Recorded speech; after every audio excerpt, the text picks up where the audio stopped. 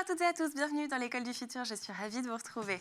Au sommaire de cette émission, on commence avec un focus qui va nous faire voyager des sommets enneigés aux ruelles ensoleillées, puisqu'à travers ses vidéos, Bruno Maltor nous embarque aux quatre coins du globe pour partager ses coups de cœur, ses bons plans et surtout sa vision d'un tourisme plus humain. C'est notre focus du jour et il est à découvrir bien évidemment dans un instant. Quant à notre sujet du jour, on va parler d'un secteur que l'on imagine souvent figé, rigoureux, presque immuable, et c'est le droit dont on va parler. Pourtant, lui aussi est en train d'être bousculé par l'intelligence artificielle, mais dans un domaine où chaque mot compte, où chaque erreur peut coûter cher, une question se pose: peut-on vraiment faire confiance à l'IA dans ce cadre? Et pour en parler, j'ai le plaisir de recevoir aujourd'hui deux invités. Étienne Leguet, fondateur de Kérib Juriste, bonjour. Bonjour. Et puis maître Inès Haddad, avocate et professeure de droit à l'Université catholique de Lille. Bonjour. Bonjour, merci de me recevoir. C'est avec plaisir. On va découvrir tout ça ensemble dans un instant, mais d'abord, c'est le focus. Son succès dans l'univers du voyage n'est plus à démontrer puisqu'il est l'un des créateurs de contenu voyage le plus suivi de la francophonie. Depuis plus de 10 ans, Bruno Maltor sillonne le monde pour partager ses découvertes et conseils de destination en destination. Il nous invite par ses vidéos immersives à voir le monde autrement. Il est notre focus du jour, présenté aujourd'hui par Dylan Kohler. Yo tout le monde, j'espère que vous allez bien. On se retrouve aujourd'hui pour une nouvelle vidéo au cœur de l'Europe.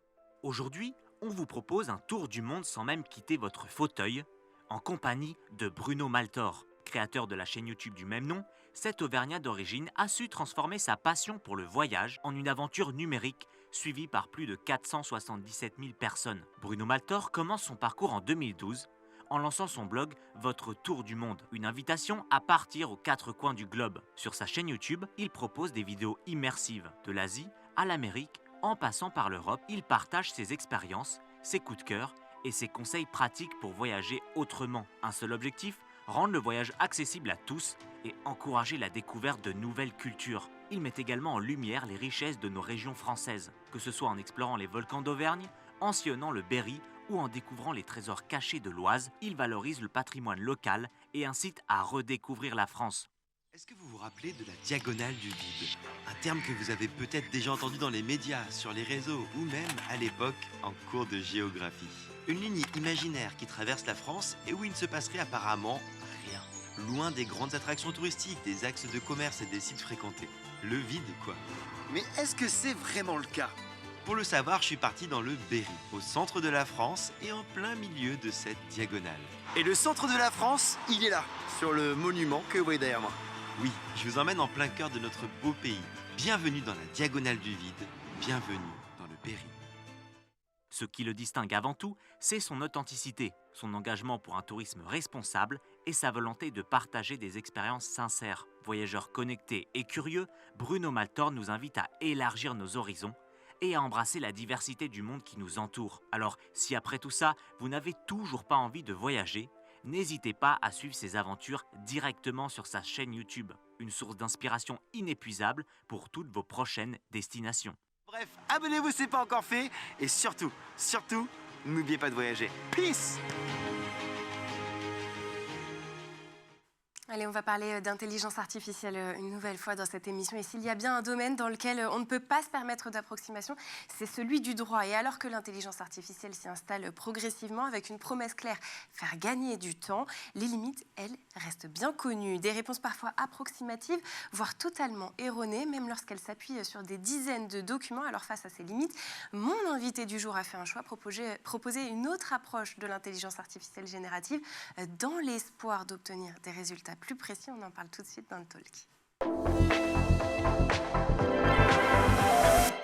Et pour m'accompagner en plateau aujourd'hui, j'ai donc le plaisir de recevoir deux personnes. Étienne Leguet, à ma droite, qui est donc fondateur de Kérib Juriste, dont on va parler tout au long de cette émission. Et maître Inès Haddad, avocate et professeure de droit à l'Université catholique de Lille. Alors déjà, merci beaucoup à vous deux d'être avec nous. On va commencer par une question simple et qui est pourtant essentielle. Les retours terrain, factuellement, aujourd'hui, les avocats, juristes et autres professionnels du droit utilisent déjà l'IA? Oui, alors largement, c'est vrai que c'est quelque chose qui est assez récent pour le coup, mais qui s'ancre de façon très naturelle dans les pratiques, en tout cas de mon point de vue, parce que voilà, je constate qu'à travers les âges, que ce soit les avocats en début de carrière, en milieu ou même plutôt en fin de carrière, hein, avec 30-35 ans d'expérience, se tournent de plus en plus vers l'intelligence artificielle, prennent en main les outils et en fait l'intègrent dans leur pratique afin d'essayer simplement de fluidifier notamment le gros morceau qui est la recherche juridique pour les avocats. Étienne, pour le coup, on va retrouver l'IA générative dans quel type de tâches le plus souvent? Je pense que... Alors effectivement, le légal, c'est une des verticales sur lesquelles l'IA générative cartonne le plus. Je pense que Inès peut en témoigner, mais on peut, pour faire une approximation, distinguer, je pense, 3 grandes verticales en juridique, qui est l'analyse de documents, en un. Donc, si jamais un avocat, votre client vous envoie des pièces, des contrats, des choses, on les analyse. Ensuite, ça prend du temps, hein, si on n'a pas l'IA générative. Énormément de temps, ouais, c'est très long. Ensuite, on va comparer ce cas d'espèce qu'on nous envoie au droit. Donc, on va faire des recherches, regarder la loi, la jurisprudence, etc. Et ensuite, finalement, rédiger des contrats, des choses comme ça. Et une des raisons pour lesquelles je pense que l'IA générative cartonne en juridique, c'est que ces 3 grandes verticales-là peuvent être assistées par de l'IA générative. Et donc, effectivement, ça fait gagner beaucoup de temps et parfois en précision. Et justement, avec quel niveau de fiabilité? Parce que c'est toute la question, hein, c'est ce que je disais en introduction de cette émission. Dans le droit, on ne peut pas faire d'erreur. Donc, est-ce qu'on peut vraiment faire confiance à l'IA? Peut-être qu'il y a une différence justement sur les trois verticales que vous venez d'évoquer. Il y a peut-être plus de fiabilité sur l'une que sur l'autre. Oui, absolument. Je pense que... Donc, nous, ce qu'on développe, c'est plutôt un outil de recherche. Donc, c'est ce que je connais le mieux et puis c'est ce qui est quand même, je pense, assez central chez l'avocat, de connaître le droit. Et sur la question de la confiance, oui et non, dans la mesure où je pense que c'est devenu assez évident que les avocats, même vis-à-vis de leurs clients, se doivent de vérifier ce que dit une IA. Mais en fait, ça va être la même chose quand on prend l'exemple d'un grand cabinet parfois. Ce qui se passe quand on est en recherche à faire, c'est que c'est souvent le stagiaire qui va s'en occuper. Et derrière, il va le donner au collaborateur qui lui-même va rechecker, etc. Et le donner à l'associé qui, lui, avant de le donner au client, va vérifier. Donc en fait, ce chaînon de vérification, il existait déjà. Et c'est une des raisons pour lesquelles l'IA générative s'intègre très bien dans ce genre de structure, je pense. C'est vrai que je veux partager. Oui, je rebondis sur ce qu'Étienne dit. Effectivement, il y a un gros sujet pour nous en termes de fiabilité de la source et de l'information. Et je pense qu'il faut vraiment garder en tête que l'IA nous propose aujourd'hui une réponse, mais que cette réponse ne peut s'affranchir de l'analyse et de la réflexion du professionnel de droit. Pourquoi? Parce que en fait, l'IA, elle peut halluciner aujourd'hui, c'est-à-dire, par exemple, nous inventer de la jurisprudence et des sources qui en fait vont dans notre sens, mais factuellement n'existent pas. Donc là, il y a un vrai travail de vérification de la part du professionnel de droit. Et ensuite, à ce jour, en tout cas, moi, ce que je constate dans ma pratique, c'est que l'IA, elle nous permet véritablement d'analyser certains sujets. Malheureusement, elle ne réfléchit pas dans ce que je pourrais qualifier de 360.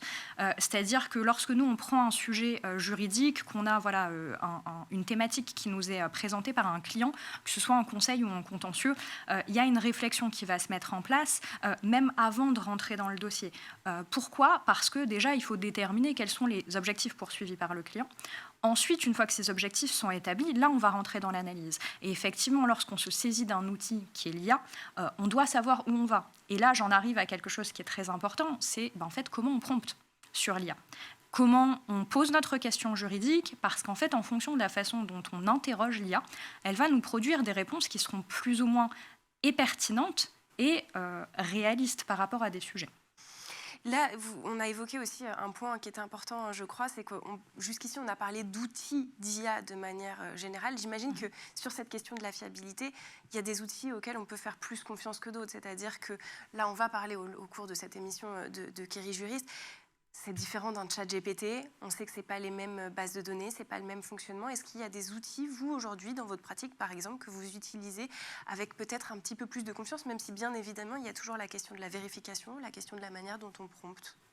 Alors, je pense qu'il faut faire la distinction entre certains types d'IA, effectivement, et notamment les IA françaises. Pourquoi ? Parce que les IA françaises, elles peuvent bénéficier de certaines certifications qui permettent de garantir en réalité, là, notamment au vu des RGPD, la confidentialité des sujets. Et pour les avocats qui pratiquent, c'est véritablement un point cardinal, puisque vous le savez, les avocats disposent d'un secret professionnel qui est absolu et qui fait obstacle en réalité à la retransmission de certaines informations dans des outils tels que l'IA. Donc il y a un vrai sujet et ce sujet peut être entre autres cadré par le respect de certaines certifications. Cette question de la sécurité des données, elle est très sensible dans votre secteur. Comment ça se passe du côté de Kerry Jurist ? Alors, effectivement, elle est très sensible. En fait, il y a deux grands sujets avec ça. C'est la sécurité pure de l'application qu'on développe. Donc, le fait que personne puisse accéder aux bases de données, des questions des clients, etc. Et le deuxième point qui est très important en France, en tout cas, c'est la souveraineté. C'est ce dont parlait Inès. Et donc, le fait que les données ne doivent pas sortir de l'Union européenne, qu'elles doivent être hébergées au mieux chez un hébergeur français, des choses comme ça. Et donc, oui, quand on déploie dans des cabinets internationaux ou même des grands cabinets français, c'est toujours un enjeu vraiment énorme. D'ailleurs, j'en profite comme ça pour nos téléspectateurs, ils comprendront peut-être un petit peu mieux de quoi on parle. Est-ce que vous pouvez nous expliquer en 30 secondes à quoi correspond Kerry Jurist, ce que vous faites ? Alors, nous, on conçoit un outil qui va être sous forme d'interface, un peu où on pose une question en langage naturel. Et on développe un outil qui va déployer des agents IA, plusieurs, qui vont se coordonner et qui vont, pendant 5, 6, 7, parfois 15 minutes, faire des recherches assez exhaustives dans une base de données juridique assez colossale pour donner des réponses à des questions de droit complexes. Parce qu'effectivement, ce qu'on ne sait pas, en tout cas ce que moi je ne savais pas très bien avant que je côtoie un peu le juridique, parce que je suis ingénieur de formation, souvent une question de droit complexe n'a pas de réponse tranchée, et donc l'enjeu ne va pas être de répondre oui ou non, mais de transmettre à l'utilisateur, quand on développe une IA, toute la documentation pertinente, donc faire une recherche vraiment exhaustive, et bien croiser les documents entre eux, rien louper, qu'il n'y ait pas d'angle mort, et donc c'est ce qu'on essaie de développer. Bon, on va en parler, bien évidemment, de Kerry Jurist. Ça sera a priori plus en seconde partie d'émission. Et d'ailleurs, vous avez testé cet outil et ça nous permettra d'avoir un retour terrain. Mais j'aimerais qu'on continue d'abord à parler un petit peu de l'IA, justement, dans vos métiers. Et notamment, vous, en tant que professeur de droit, est-ce que, d'un point de vue académique, vous avez déjà vu cette transformation chez les étudiants en droit ? Est-ce qu'eux aussi l'utilisent ? J'imagine que oui. Alors oui, mais je vais vous dire pas forcément pour les bonnes raisons. Malheureusement, bon après évidemment j'en plaisante avec eux, mais en fait on ne peut pas se servir de l'intelligence artificielle pour se dédouaner du travail de réflexion et d'analyse qui en fait est la pierre angulaire de ce qu'est un juriste. En fait ce qu'on vous apprend à l'université c'est à raisonner, à réfléchir, à utiliser les données que vous avez à disposition pour construire un raisonnement juridique. Donc quand on vous donne un exercice à l'université et qu'en réalité vous donnez votre exercice à ChatGPT pour le faire à votre place, si vous voulez, ça n'a pas trop de sens parce que vous passez à côté de toute la partie qui est apprentissage. Néanmoins, ce que moi, je précise à mes étudiants, et vraiment j'insiste là-dessus, c'est que c'est une pratique qui est en train de se développer et ça fait partie de la réalité du métier. Donc, en réalité, il faut s'y former, il faut apprendre à prompter, il faut apprendre aussi à aller chercher la bonne IA pour le bon usage. C'est-à-dire que, par exemple, dans le cadre des révisions que les étudiants font, là en plus c'est la période d'examen en ce moment, il y a certaines IA qui aujourd'hui sont très performantes pour de la révision parce qu'elles proposent par exemple de faire des flashcards, de faire de l'arborescence pour en réalité faire de la révision qui est simplifiée. Donc c'est un outil qui est extrêmement intéressant, mais il faut faire attention à l'usage qu'on en fait parce qu'il n'est pas là pour se substituer en réalité à l'humain. Il est là pour compléter et pour appuyer. Deux questions émergent de ce que vous venez de dire. Déjà, la première, c'est est-ce que vous estimez finalement à titre personnel que l'IA risque d'affaiblir la formation juridique, justement si on a des mésusages ? Et la seconde, c'est est-ce que l'usage de l'IA est déjà intégré dans les cursus ? Est-ce que ça y est, c'est dans les programmes le fait de savoir utiliser l'IA quand on est avocat ? Alors, ou autres professionnels du droit? je vais répondre en 2 temps sur la première question. À mon sens, non, je pense que ça va mettre en valeur les bons juristes. Pourquoi ? Parce que l'IA, ça reste un outil. Aujourd'hui, l'IA n'est pas capable de construire une stratégie, n'est pas en capacité d'aller au bout d'un raisonnement. Elle peut analyser des documents. Encore une fois, ça dépend de la façon dont vous posez la question.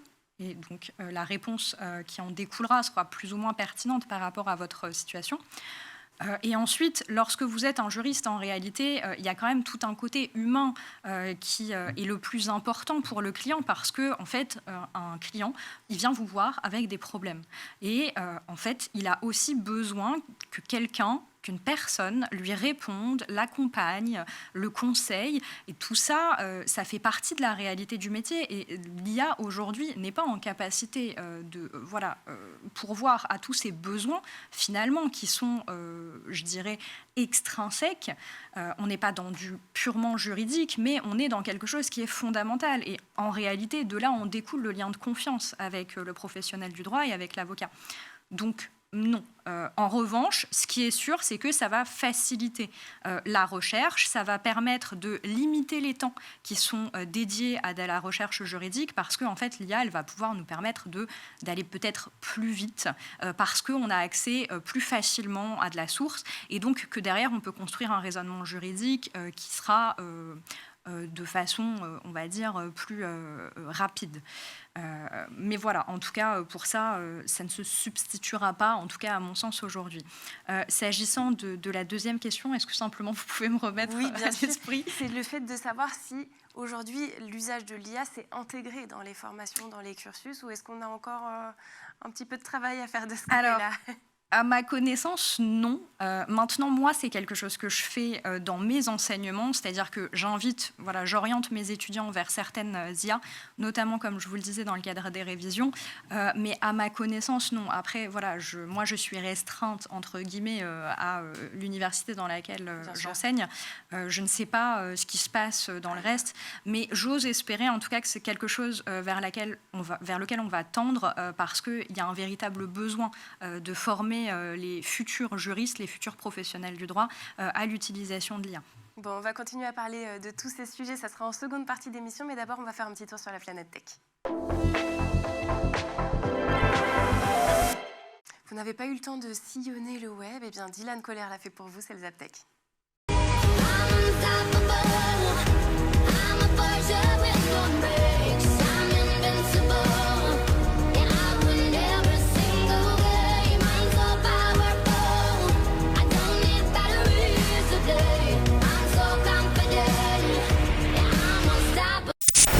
World's first wireless keyboards. You might hear that click. Listen for a click. Here's the click. Oh. Just pops off. That's what the backside looks like. And as you can see,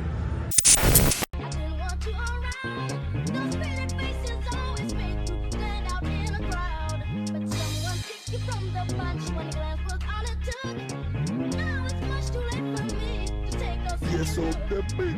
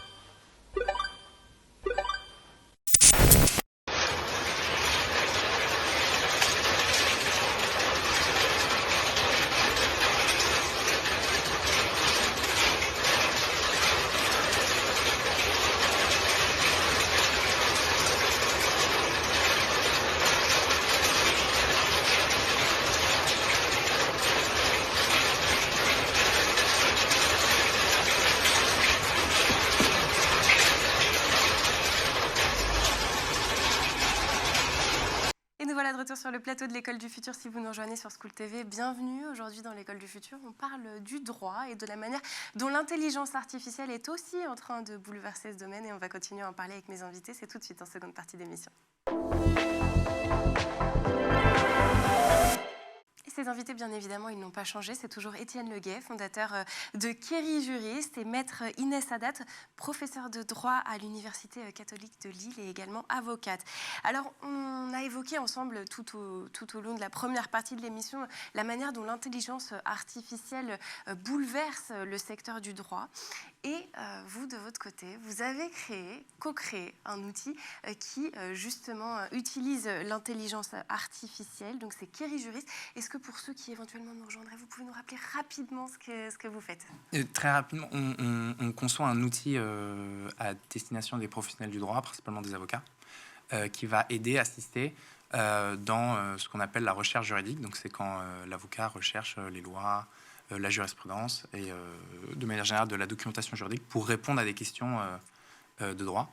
Et donc, on conçoit des agents IA qui vont aller faire des recherches en profondeur pendant parfois jusqu'à 15 minutes pour essayer d'être exhaustif et donner des réponses précises et fiables. Bon, alors pourquoi avoir lancé votre outil? Quel était le constat de départ? Parce qu'il existe déjà des outils d'intelligence artificielle. Il existe des outils d'intelligence artificielle et puis il existait aussi, quand on a fait le constat, des outils d'intelligence artificielle juridique qui se voulaient répondre à des questions de droit aussi.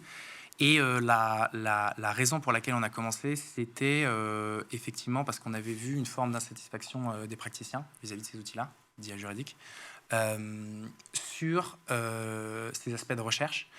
Et nous, notre thèse, c'est de dire qu'il faut faire des outils qui, technologiquement, ne vont pas être pareils que lorsque ChatGPT va faire une recherche sur le web, mais des outils qui s'adaptent au raisonnement juridique et donc qui ne vont pas répondre de manière instantanée avec des technologies de search et de retrieval un peu classiques. Et donc voilà, on développe des agents qui, pendant 7-10 minutes, vont aller itérer dans leur recherche. Donc itérer, ça veut dire voir un article de loi et se dire comment est-ce que cet article a été interprété dans la jurisprudence. J'ai regardé, on voit des jurisprudences, ok, celle-là elle est pertinente, je vais aller la croiser avec celle-ci, etc. Et vraiment construire un raisonnement pendant plusieurs minutes pour à la fin donner des réponses plus exhaustives, fiables et pertinentes.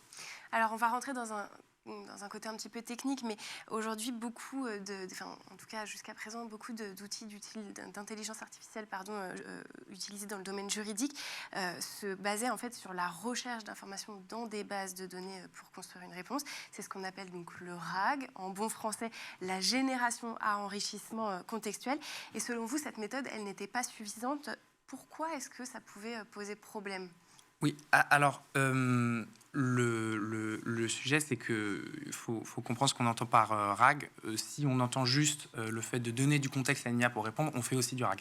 Ce que nous, on ne trouvait pas suffisant, c'était le RAG un peu classique qui vise à en fait, prendre une grande base de données, d'articles de loi, de jurisprudence, d'articles doctrinaux, tout découpé en paragraphes.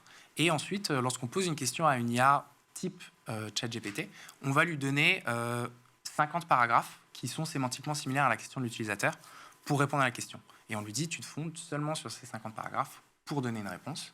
Et donc, elle cite un paragraphe qui répond si la réponse est là. Sinon, elle dit, je ne sais pas, c'est super, il n'y a pas d'hallucination. Sur le papier, c'est top. En revanche, ce que j'expliquais un petit peu au début de l'émission, c'est que nous, on veut tenter de répondre à des questions juridiques qui sont complexes. Et effectivement, quand les questions juridiques deviennent complexes, je pense que Inès pourra en témoigner, la réponse est souvent pas tranchée. Et il ne s'agit pas de trouver un paragraphe, un extrait qui va répondre à notre question, mais plutôt d'être exhaustif dans la recherche, regarder toute la documentation applicable et croiser les informations entre elles et apporter à l'utilisateur, sous le meilleur format, toute cette information juridique de manière exhaustive, compressée et bien présentée. Justement, Inès, vous avez testé donc Kerry Juriste pendant quelques jours. Quel est votre ressenti sur cet outil Eh bien, je pense que la première chose qu'on peut relever, c'est qu'effectivement, on a un outil qui vraiment prend le temps de réfléchir. On n'a pas une réponse instantanée qui est donnée comme sur d'autres intelligences artificielles type ChatGPT. Et en fait, ça amène forcément à un côté où la source va être plus fiable et plus exhaustive dans la réponse. Donc, on va pouvoir se retrouver finalement sur Query Justice face à un sujet qui est un peu plus balisé.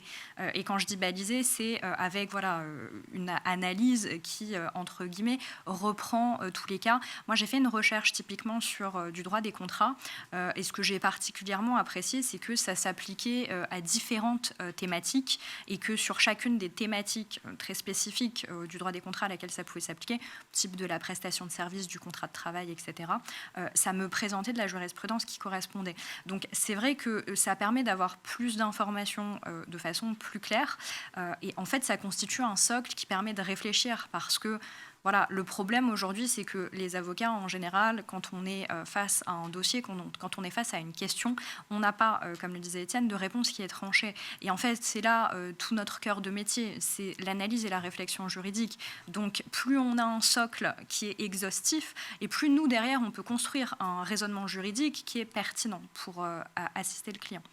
Est-ce que vous avez identifié peut-être des limites ou des points de vigilance ? Je dirais que c'est une intelligence artificielle qui a des qualités qui sont aussi des défauts, parce que forcément, quand vous êtes sur une intelligence artificielle qui réfléchit longtemps, vous ne pouvez pas être dans une réponse qui est immédiate. Donc, alors, ça a tous les côtés positifs que j'ai présentés, mais ça a forcément ses désavantages, à savoir que, en fait, l'IA, vous allez la laisser tourner pendant 7, 10, 15 minutes pour qu'elle puisse vous produire une réponse, et vous, pendant ce temps, en fait, vous allez aller chercher pour compléter ou même sur d'autres sources pour avoir de la réponse sur en fait d'autres bases de données et d'autres sources. Et justement, cette question qui est très intéressante, c'est qu'aujourd'hui on est dans une société où on est dans l'instantanéité. Les IA vont extrêmement vite pour nous donner des réponses.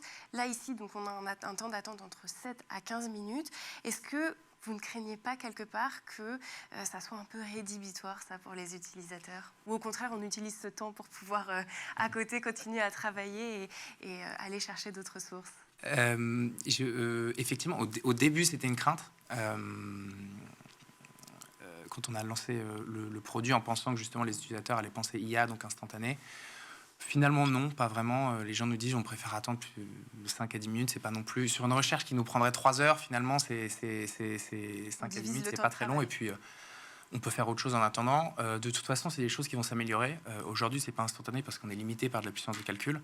Mais on peut imaginer que dans 2-3 ans, si on développe des capacités de calcul plus grandes, on pourra aller beaucoup plus vite. Mais pour l'instant, effectivement, non, c'est pas vraiment un sujet ou un problème. Est-ce que c'est un... Pardon, vous vouliez réagir ? Oui, je me permets de rebondir, parce qu'effectivement, je pense que la précision est importante. Peut-être que ça, c'est le temps d'attente serait moins accepté pour, on va dire, une personne lambda. Maintenant, pour un professionnel du droit, 5-10 minutes, comme le disait Étienne, c'est pas quelque chose de foncièrement rédhibitoire, parce qu'en fait, on fait des recherches sur des heures et des heures, voire des jours. Moi, je vous avoue que ça m'arrive de réfléchir à mes dossiers dans mon lit le soir, où en fait, je continue à tourner toute seule. Donc ça s'étend sur des temps qui sont tellement longs que finalement attendre 5-10 minutes pour avoir une présentation exhaustive d'une thématique, c'est pas véritablement problématique d'un point de vue professionnel en tout cas. Est-ce que c'est un outil que vous conseilleriez à l'usage à vos étudiants ? Et par ailleurs, il va falloir faire très vite parce qu'on arrive en fin d'émission, mais est-ce que c'est aussi pensé pour être utilisé par les élèves ? Alors, à mon sens, c'est plutôt un outil qui est à destination des professionnels du droit que des étudiants à date. Oui, je suis assez d'accord. Et sur l'utilisation de l'IA pour les étudiants, je pense que je suis assez en phase avec Inès. C'est-à-dire que c'est bien de savoir utiliser les outils. Donc on pourrait proposer notre outil 1 heure par semaine pour apprendre, voir comment ça marche, etc. et l'utiliser, bien prompter. Mais en fait, Inès l'a très bien dit, ça permet de constituer un très bon socle pour réfléchir derrière. Et apprendre à réfléchir, moi je pense que ça ne se fait pas avec de l'IA générative.